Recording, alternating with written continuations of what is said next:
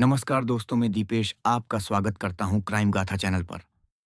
उत्तर प्रदेश के कासगंज में, जहां हजारा नदी की गहरी और गंदली धाराएं सूरज की आखिरी किरणों को निगल लेती हैं, एक ऐसी कहानी शुरू होती है जो खून जमा देती है। यह कोई प्रेरणा या उम्मीद की कहानी नहीं है, बल्कि लालच, विश्वासघात और एक नदी की कहानी है जो इंसानी इतिहास के सबसे काले रहस्यों को अपने गर्भ में छुपाए हुए है। हजारा नदी कोई साधारण नदी नहीं है।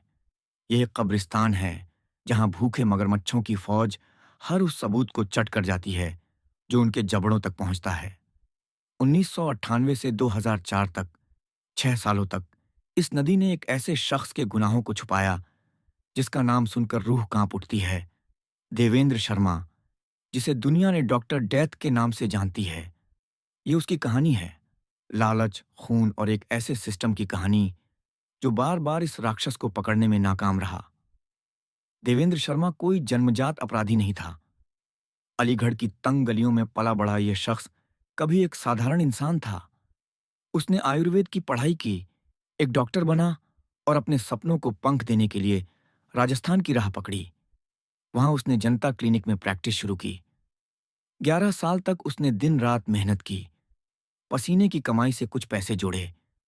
लेकिन सपने बड़े थे और लालच उसका सबसे बड़ा दुश्मन बन गया। उसके दोस्तों ने उसे सलाह दी कि गैस एजेंसी की डीलरशिप ले लो, इसमें पैसा है, इज्जत है। देवेंद्र ने बात मानी। उसने दलालों से संपर्क किया, अपनी जमा पूंजी 1 लाख रुपए उनके हवाले कर दिए। लेकिन यह दुनिया उतनी सीधी नहीं थी जितनी वो समझता था। दलाल पैसे लेकर भाग गए। एक पल में उसकी सारी मेहनत, सारी उम्मीदें राख हो गईं। वो टूट गया। अलीगढ़ लौटकर उसने ठान लिया कि अब वो किसी और के भरोसे नहीं रहेगा। वो पैसा कमाएगा, चाहे जो हो जाए। अलीगढ़ में वापस आने के बाद देवेंद्र का मन अब और गहरे अंधेरों में डूब गया। तभी उसकी मुलाकात दिल्ली के एक डॉक्टर से हुई, जिसने उसे एक ऐसा रास्ता दिखाया जो न सिर्फ गैरकानूनी था, बल्कि शैतानी था। उस डॉक्टर ने बताया कि किडनी ट्रांसप्लांट का धंधा जोरों पर है। लोग लाखों रुपए देकर किडनी खरीदते हैं और डोनर की कमी है। कुछ लोग पैसे के लिए अपनी एक किडनी बेच देते हैं, क्योंकि इंसान एक किडनी से भी जिंदा रह सकता है। लेकिन इस धंधे में पैसा था, और पैसा ही अब देवेंद्र का भगवान बन चुका था। उसने इस गैर कानूनी किडनी ट्रांसप्लांट के धंधे में कदम रखा। उसकी टीम में कुछ और डॉक्टर भी शामिल थे, जो नैतिकता को ताक पर रखकर सिर्फ मुनाफे के पीछे भाग रहे थे। एक किडनी के बदले 5 से 7 लाख रुपए मिलते थे। धंधा चल निकला।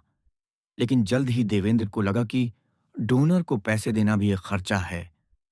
क्यों ना ऐसा तरीका अपनाया जाए जिसमें डोनर को पैसा देना ही ना पड़े। यहीं से उसके दिमाग में एक खौफनाक विचार ने जन्म लिया। अगर किडनी चाहिए तो इंसान को जिंदा क्यों छोड़ना? क्यों ना उसे मारकर किडनी निकाल ली जाए। देवेंद्र ने एक नया खेल शुरू किया। उसने अलीगढ़ में एक फर्जी गैस एजेंसी खोली।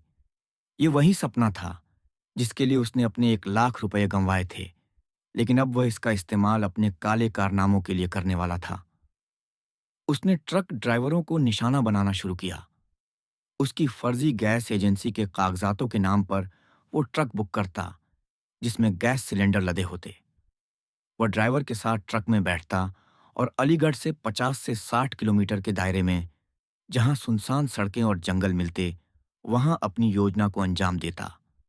हजारा नदी, जो कासगंज में बहती थी, उसका चुना हुआ ठिकाना थी। ये नदी अपने मगरमच्छों के लिए कुख्यात थी। कहा जाता है कि हिंदुस्तान की किसी भी नदी में अगर मगरमच्छों ने सबसे ज्यादा इंसानों को अपना शिकार बनाया हो, तो वह हजारा नदी है। और अगर जिंदा इंसान नहीं, तो कम से कम लाशों को तो जरूर। देवेंद्र को यह बात बचपन से पता थी। उसने सोचा, अगर लाशें इस नदी में फेंकी जाएं, तो मगरमच्छ सारे सबूत निगल जाएंगे। कोई सबूत नहीं, कोई गुनाह नहीं। वह ट्रक ड्राइवर को सुनसान जगह पर ले जाता। उसकी टीम पहले से तैयार रहती। ड्राइवर को बेहोश किया जाता, फिर उसकी बेरहमी से हत्या कर दी जाती।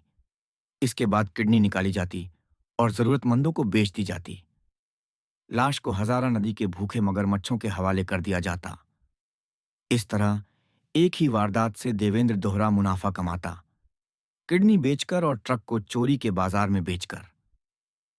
जल्द ही देवेंद्र को लगा कि ट्रक ड्राइवरों को बार बार बुक करना और उनके ट्रकों को ठिकाने लगाना जोखिम भरा है। उसने अपना निशाना बदल लिया।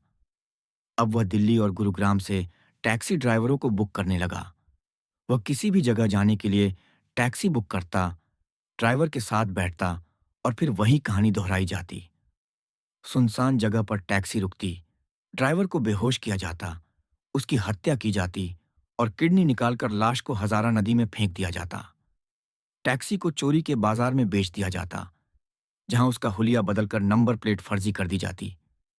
1998 से 2004 तक 6 सालों तक यह सिलसिला बिना रुके चलता रहा। इस दौरान देवेंद्र ने करीब 50 लोगों की हत्या की। सभी या तो ट्रक ड्राइवर थे या टैक्सी ड्राइवर। उसका धंधा फल फूल रहा था, लेकिन दिल्ली और गुरुग्राम में टैक्सी कंपनियों और ड्राइवरों के परिवारों में हाहाकार मच गया। टैक्सियां गायब हो रही थीं, ड्राइवर लापता हो रहे थे। शिकायतों की बाढ़ आ गई। परिवार रो रहे थे, टैक्सी कंपनियां परेशान थीं, लेकिन पुलिस के पास कोई सुराग नहीं था। इतनी बड़ी तादाद में लोग कहां गायब हो रहे थे? 2004 में देवेंद्र की किस्मत ने उसका साथ छोड़ दिया। उसने एक और टैक्सी बुक की। ड्राइवर को शायद कुछ शक हो गया। उसे पहले से पता था कि अलीगढ़ के आसपास कई टैक्सी ड्राइवर गायब हो चुके हैं। जैसे ही टैक्सी सुनसान इलाके की ओर बढ़ी, ड्राइवर का माथा ठनका।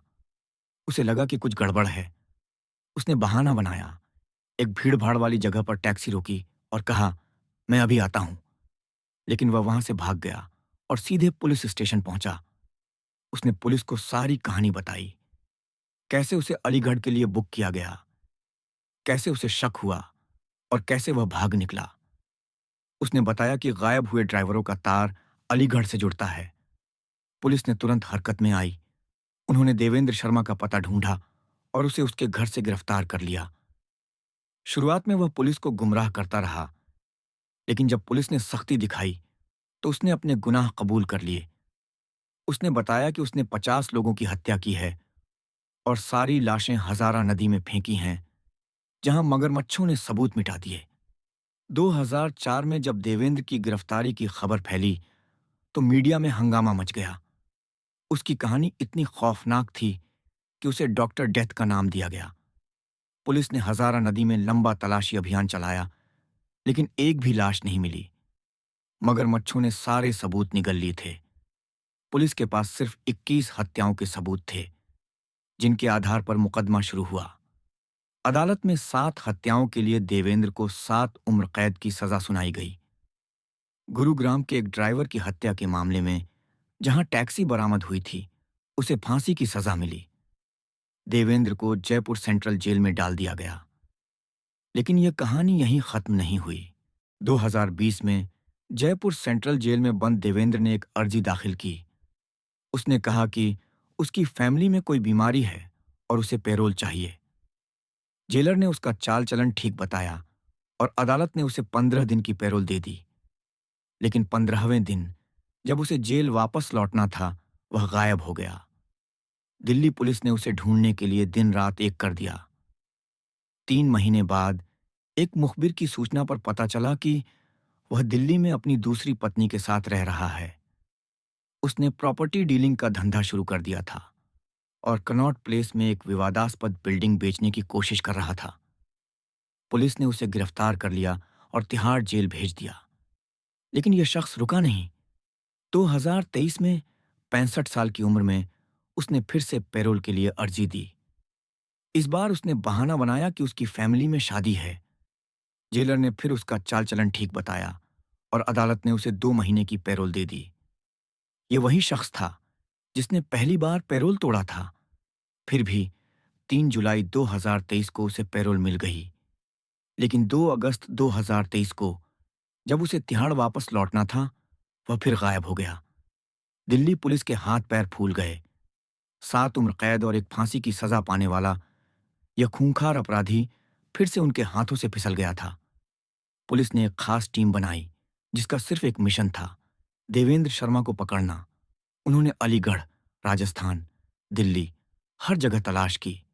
पता चला कि 2020 में जब उसने पहली बार पेरोल तोड़ा था, वह राजस्थान के दौसा में 2 लोगों से मिला था। पुलिस ने उस लीड को फॉलो किया। 6 महीने तक, नवंबर 2024 तक पुलिस की टीम दौसा के हर आश्रम में भटकती रही। आखिरकार उन्हें रामेश्वर धाम आश्रम का पता चला। देवेंद्र वहां बाबा के भेष में छुपा था। उसकी दाढ़ी बढ़ी हुई थी, बाल बेतरतीब थे और उम्र ने उसके चेहरे पर झुर्रियां डाल दी थीं। पुरानी तस्वीरों से उसका मिलान करना मुश्किल था। पुलिस ने भक्त बनकर आश्रम में डेरा डाला। उन्होंने एक्सपर्ट्स की मदद ली, जिन्होंने बताया कि इंसान का चेहरा, बाल या दाढ़ी बदल सकती है, लेकिन आंखें और नाक नहीं बदलती। पुलिस ने उस बाबा की आंखों और नाक का मिलान किया। जब पक्का हो गया कि यह वही डॉक्टर डेथ है, तो आखिरकार पिछले रविवार 25 मई 2025 को उसे आश्रम से गिरफ्तार कर लिया गया। उसने कबूल किया कि वह वही देवेंद्र शर्मा है। अब वह फिर से तिहाड़ जेल में है। 67 साल का यह शख्स, जिसके सिर पर 50 हत्याओं का इल्जाम है, 7 उम्र कैद और एक फांसी की सजा पा चुका है। फिर भी वह 2 बार पैरोल तोड़कर भाग निकला। हजारा नदी में फेंकी गई 50 लाशों में से एक भी आज तक नहीं मिली। मगरमच्छों ने सारे सबूत निगल लिए।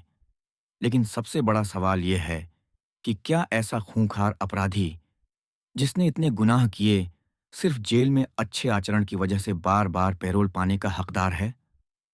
पैरोल की शर्त साफ है। अगर आप इसे तोड़ते हैं तो भविष्य में पैरोल नहीं मिलेगा। फिर भी देवेंद्र को 2 बार पैरोल दी गई। क्या यह सिस्टम की नाकामी नहीं? क्या यह कानून की धज्जियां उड़ाना नहीं?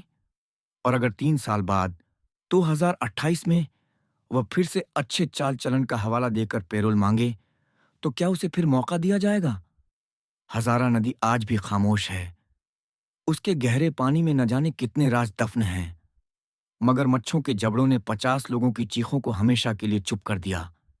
लेकिन देवेंद्र शर्मा उर्फ डॉक्टर डेथ की कहानी खत्म नहीं हुई। वह तिहाड़ में है, लेकिन उसका भूत आज भी सिस्टम को चुनौती देता है। यह कहानी सिर्फ एक अपराधी की नहीं, बल्कि उस सिस्टम की है, जो बार बार एक राक्षस को आजादी का मौका देता है। तो क्या यह सिलसिला यूं ही चलता रहेगा? क्या हजारा नदी का रहस्य कभी खुलेगा? और क्या डॉक्टर डेथ फिर से किसी आश्रम में बाबा बनकर छुपेगा? सवाल अनगिनत हैं, लेकिन जवाब शायद वह भी हजारा नदी की तरह मगरमच्छों के पेट में समा चुके हैं।